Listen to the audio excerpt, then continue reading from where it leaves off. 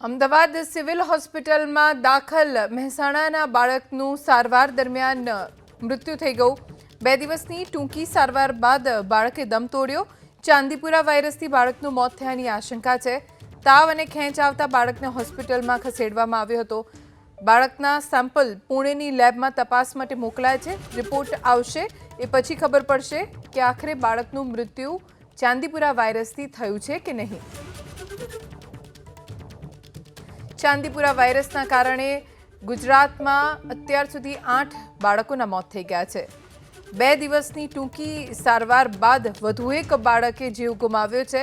ચાંદીપુરા વાયરસના લક્ષણો આ બાળકમાં દેખાયા હતા। તાવ આવ્યો હતો, બાદમાં ખેંચ આવવા લાગી, જેથી ડોક્ટર્સ પાસે લઈ જવાયો અને બાદમાં તેને અમદાવાદ સિવિલ હોસ્પિટલમાં રેફર કરવામાં આવ્યો હતો।